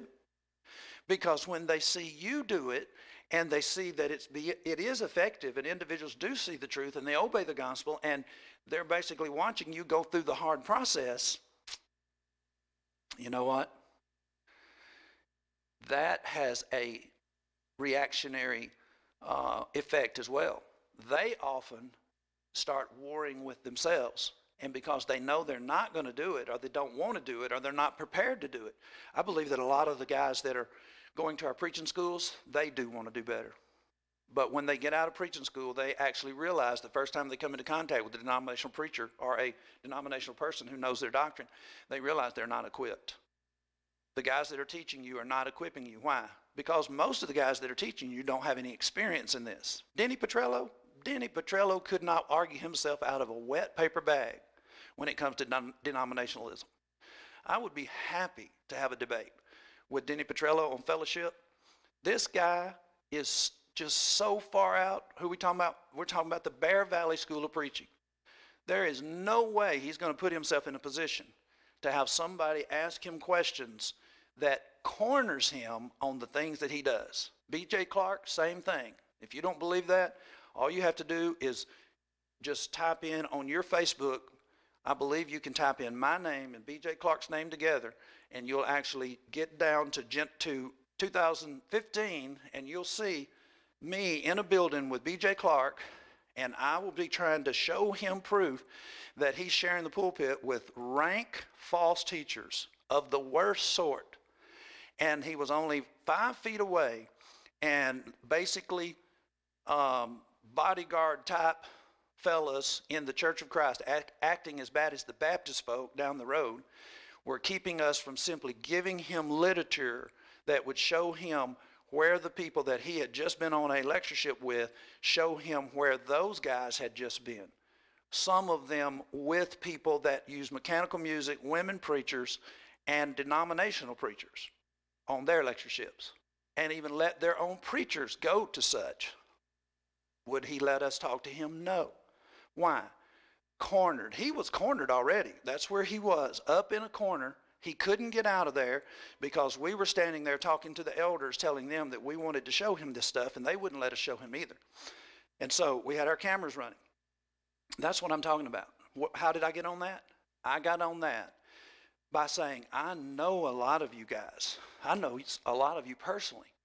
You do want to do evangelism. You would like to be able to see individuals obey the gospel at your events. You see it happening with us. You know that we've baptized several denominational preachers. We have baptized lots of people, taught lots of people, established new congregations in this state and in other states, and opened up broadcasts. You see all that happening. And I know that you would like to do that. Going to these preaching schools is not going to get you there. Those guys are not doing it. They actually have organizations set up that basically put them in control, and they're not getting results. And you're not going to get results. You're going to be frustrated. Not only will you be frustrated, if you start trying to do this, what we're talking about, be evangelistic, corner people, and cause them to recognize that they're lost, these people are going to talk to the people in the churches where you're preaching. And because the people in the churches have been used to the preachers that are being put out by these preaching schools, they are not going to want you to do this. They're going to start telling you this is not the right manner, this is not the right method, this is not, that when you get people cornered and you cause them to be upset, then you're not accomplishing anything. What do they know? Just ask this question of yourself. These people that are telling you that these things don't work, what do they know? Most of them are letting the church die right around them because they don't want to be involved in that kind of work. And you know what they're going to do? They're going to move you. How do I know that? Listen, y'all, I went to the Memphis School of Preaching. I split a congregation that supported the Memphis School of Preaching. I make no bones about it. Was happy to split it. Needed to get the goats away from the sheep. When you split a congregation that's in good standing with the school that you're in, most of the time they're going to side with the congregation.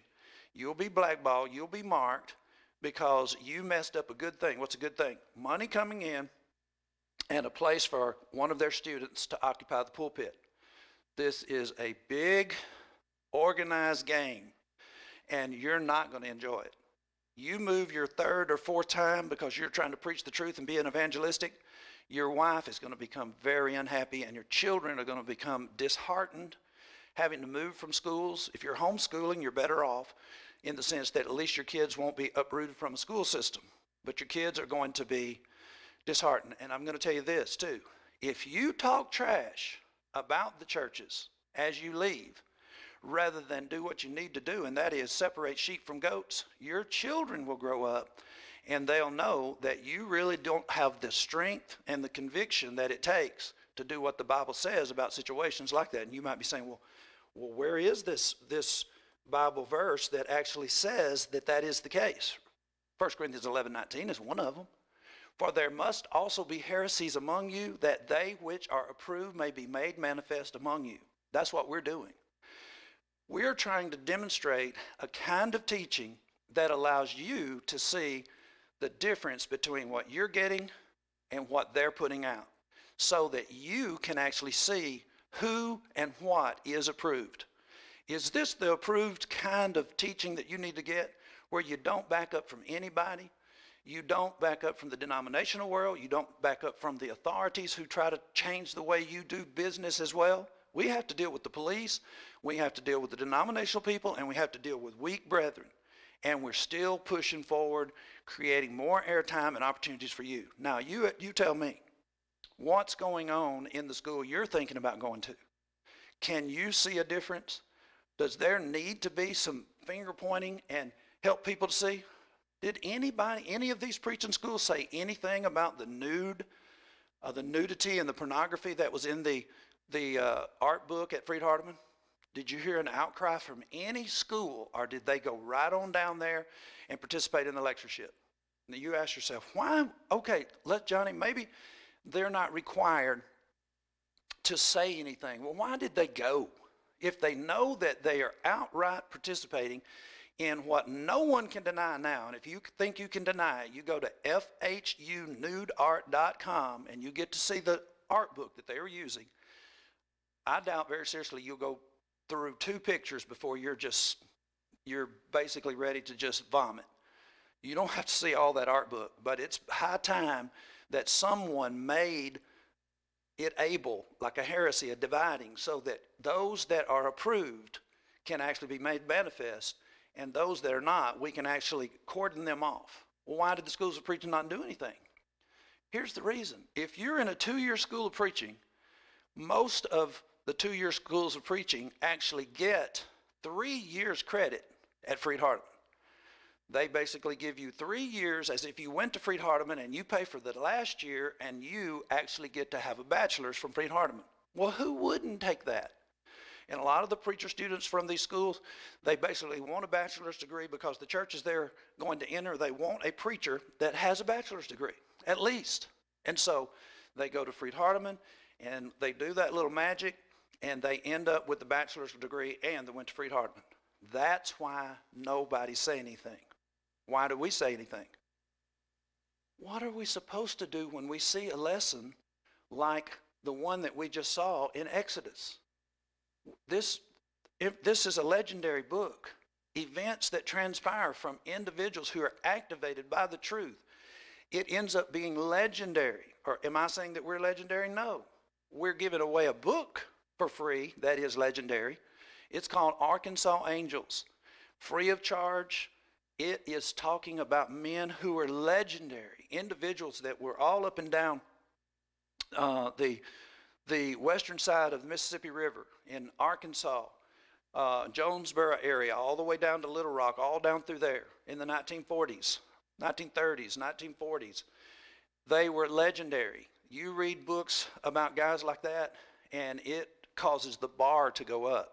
I want to be like those individuals. I want to be like individuals in the New Testament. Well, how was life in the New Testament? Have you ever considered the time that we're in right now and compared it to what it would have been like to live in the first century? Here is basically what it would be like to be in the first century as compared to today. You know, we're talking about it being difficult right now. In Acts 9:1, everybody has just been expelled. They have all been put out of Jerusalem in Acts chapter 8.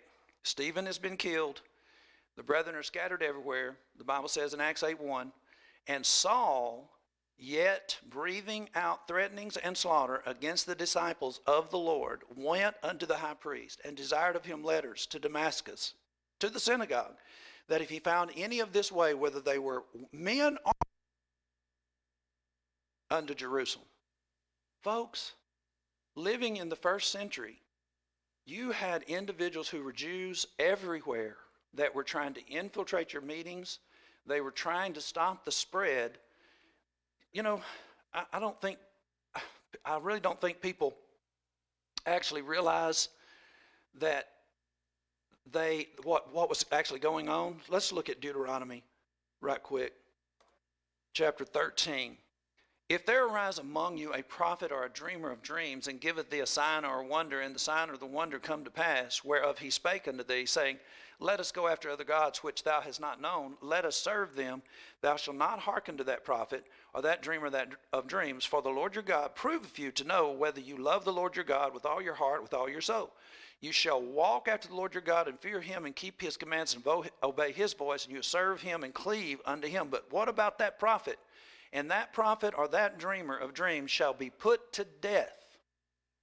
Do you realize that these individuals were following this commandment? They believed Jesus to be a dreamer, a false prophet, and they were trying to put to death the individuals who had fallen under his spell. They disbelieved that he raised from the dead. They spread a rumor that his disciples stole him away. And they sent out individuals with authority like Saul. And the authority came from this passage right here. These individuals believed this, and they lived during a time where They were the civil authority. I'm saying the high priest was the law of the land. When Paul said something that was thought to be disrespectful in Acts 23, they slapped him because he reviled the high priest according to them. They had the authority. Now see, what was it? 4 months ago, what were we all afraid of? Everybody 4 months ago, we were worried somebody was going to come into our buildings and begin shooting. And a lot of individuals' faith was shaken, and we began to be disturbed, and our peace of mind was just kind of went out the window. Listen, folks, it could actually get worse. It did, didn't it? We went from that, and I'm not saying anything about being safe. We made some changes so that we'd be saved. We don't want to give any person an opportunity to come in where the lambs are and just start trying to slay sheep. That's what these people are doing. These people that are involved in the church shooting, these people are not mighty warriors for anything. They're coming in where they expect just lambs to be, and they're slaughtering lambs. There's nothing wrong with you making it where there's some lions inside for them to meet, but now we've notched it up, moved it up a notch. Here we are in a time frame where we can't even see the intruder. And so we're asking ourselves the question, or we should be asking ourselves the question, are we appreciative that God is giving us a chance to see the real us and how we would react if we were amongst our brethren that were living in the first century? Individuals who were living in the first century, they are even taking Jesus, even saying Jesus' name, confessing that Jesus was who he said he was. That's the difference between today and now. And so when I say that these individuals are legendary, they are legendary. They gave their lives on many occasions for the cause of truth. They were individuals that would go to jail, and then Paul would write out of jail and encourage other people. Listen, don't worry about me being in jail. What you need to do is you need to be bold, and you need to preach the gospel, because it is the opportunity for people to be reconciled to God. You know, folks, I'm very pleased to be able to present information this morning, and I hope that as we're getting this information into place, that you're realizing that there was one other thing that was taking place as we went through those lessons, and that brings us all the way back to Genesis chapter 1.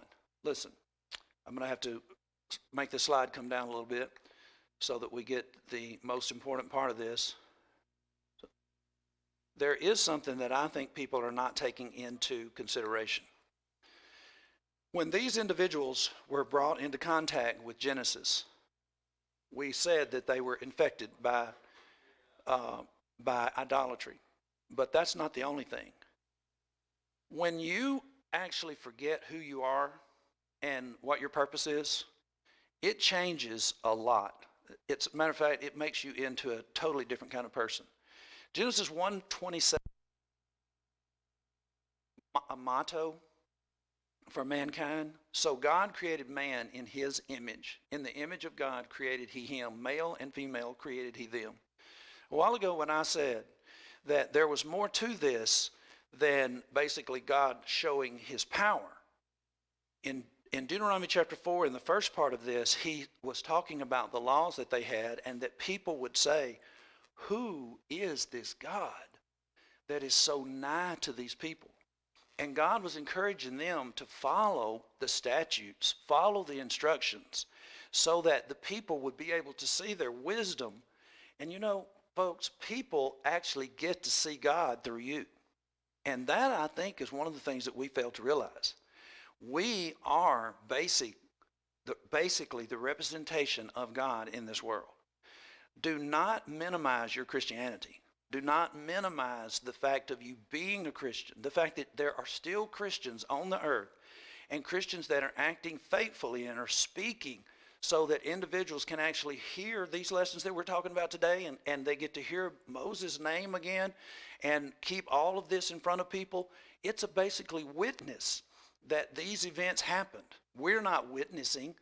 This being said in front of them is keeping God's witness, which is this, in the face of people. There are plenty of people who are trying to destroy this because they don't want God's image in their world anymore. They don't want to be reminded that there is actually some proof, there is a message out there that still, you just cannot get away from it. If you're in China, you can't get away from it. Why? Because there are dollar bills that say, "In God we trust." People cannot get away from the fact that there are whispers even. There is sometimes loud and sometimes small whispers that someone said that God created the heavens and the earth. And there is information that can't be destroyed.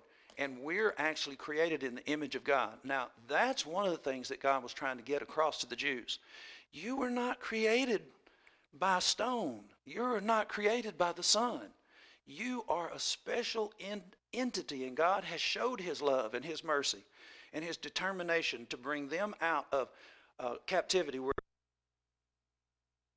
the other way and destroyed them. They were not a world power after that. And I don't think that we're putting in that into play. When we live our Christian life, I think sometimes that individuals feel that they are not important. Again, after the flood, basically God said that all men had corrupted his way. Their imagination was on evil all the time.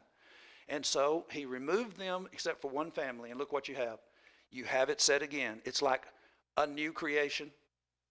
The world that then was, Peter says, was destroyed. A new beginning. And what is said again in Genesis 9:6? Whosoever sheddeth man's blood, by man shall his blood be shed, for in the image of God made he man. There are a lot of individuals that actually teach that we're not what Adam was. That we don't have that stamp any longer. That we have a fallen nature because we sin. And the logic escapes me that a person can come to the conclusion that we're fallen because we sin, when in fact Adam as a perfect individual sinned. How does it logically follow that since we sin, we have fallen, when the individual that started everything was perfect according to them, and his nature was lifted up and not fallen, and yet he sinned, and his wife? What kind of logic is that? And see, what's really the design of that by Satan, not the people who teach that, the design of that by Satan is to try to remove the idea of this stamp, that we actually are still stamped in the image of God. Now this morning, the way that actually, the application for this is actually found in 2 Corinthians chapter 3. And the amazing thing about the place where this is brought out is actually individuals who are Christians who are being brought back into a tutorial about Exodus 19. Folks, you are never going to get away from these lessons. The way that we're going through Genesis, including the contemporary parts, the parts that are running concurrent, you're going to be able to, I think you're already recognizing that you're never going to get away from this. It's always going to be in place because this is God's plan. This is his way of teaching. But even unto this day, when Moses is read, the veil is upon their heart. A lot of these individuals did not recognize what Exodus was all about. They didn't recognize that what God was trying to do was prepare a nation to impact them in such a way that they would stay intact and that they would let God bring about other promises that he made that would come through them. Abraham's family stayed intact, and things went along just like God promised to Abraham, and they found themselves in Egyptian captivity just like God said was going to happen, which shows that God is a promise keeper. It took several hundred years for that to take place, and God kept his promise, and he brought the people out just like he wanted to, and he put them in a place where he wanted them to be, and he wanted them to remain intact and to be faithful so that he could bring his next promise into play. But you see, they got mixed up, and they thought they were special simply because they had the rules, the temple, and the things of that nature. That God was so nigh to them because God wanted to be nigh to them because they are so good, they're so special. No, that's the veil that is on their face, that they actually still have on their heart. They can't understand that this was a passing. This business that they were involved in, this nation making so that he could get to another point, was something that was going to disintegrate later. It was going to be removed. And the real glory, the real ability for God to actually allow us to see his image stamped on his own son. Look at it. But even unto this day, when Moses is read, the veil is upon their heart. Nevertheless, when it shall turn to the Lord, when the heart turns to the Lord, the veil shall be taken away. Now the Lord is that Spirit, and where the Spirit of the Lord is, there is liberty. We're actually under a spiritual covenant now. And when we have the Spirit of Christ, I don't mean the Holy Spirit. I mean the Spirit that animated Christ. What was the Spirit that animated Christ? Here it is in John 8, verse 29. Notice. And he that sent me is with me. The Father hath not left me alone, for I do always those things that please him. That's the Spirit that animated Jesus. Jesus was an obedient son. Hebrews chapter 5 verse 8 says about him. This eventually is what God was planning, is to bring in his son so that we could see the true stamped image of God living among us. And when we start trying to act like that, when we try to have the spiritual mindset of Jesus, notice, but we all with open face, beholding in a glass the glory of the Lord, are changed into the same image from glory to glory, even as by the Spirit of the Lord. Folks, we are supposed to be imitating the stamped image of God Almighty in his Son, Jesus Christ. We're supposed to be looking at it. Here's the mirror. Here is the glass right here. We look into this, his word, the perfect law of liberty is called in James chapter 1. We look into this and we conform ourselves to his image, and as a result, glory goes out. You're made in the image of God. And if you follow Jesus Christ, who is the best image that God has, it is the final image, his own expressed image, Hebrews 1:3 calls it, his own son. If you follow that, then you are a very impactful person. What have we not covered today? I'm saying, what element have we not covered that you need? We have covered how you deal with adversity. We've dealt with how God actually gets his things done. Generally not the way that we might like for it to be done, but look at the magnificent, legendary way that God accomplished his feat and the impact that it had on the Jews. They did remain with God's mercy and goodness, and sometimes just flat out punishment, being taken over into foreigners' land and spanked for a while. They remained until John the Baptist came on the scene. You hear Caleb teaching about that very thing and the way the Jews were acting. By the time it was time to bring Jesus in, it was a very difficult time. These individuals were some very tumultuous, is basically the only thing that I know to say. During the time frame when John the Baptist came on the scene, the people were very ready to have a tumult. They believed that their Messiah was coming in. They were not looking for a peaceful king. They were looking for a warrior king that were going to remove the Romans off of their back. And as a result of that, someone would rise up and claim to be the Messiah, and you would have a rebellion, a revolution. And that's the kind of thing that was going on. So if you became a follower of Christ and the Jewish hierarchy did not accept Jesus as their Messiah, he didn't match what they thought the Messiah was going to be, then you find yourself at rivalry with your basic family religion. Nothing really has changed, has it? We're basically in that same kind of world today. It seems to me this morning, as I look back over our lesson, it is unbelievable the information that we get in the book of Genesis. And y'all, we haven't even really started looking into the lives of the individuals and seeing the daily accounts of how they were progressing as they were going through life. And we know that God was using them to bring about things that encourage us today, getting to see through this. But we haven't even begun to look at the events that transpire and get some of the lessons out of those. And that's what we'll be doing in in the coming classes. Let me do a little bit of homework. I actually don't have a slide this morning that gives out my, yeah, I think I do, my phone number. Let me just see just a minute. I want to make sure that you know that you can get in touch with me. My phone number is 276-806-2150. And when we said a moment ago that we were giving away the Arkansas Angels, one of the most legendary individuals in Arkansas Angels is actually a preacher named Joe Blue.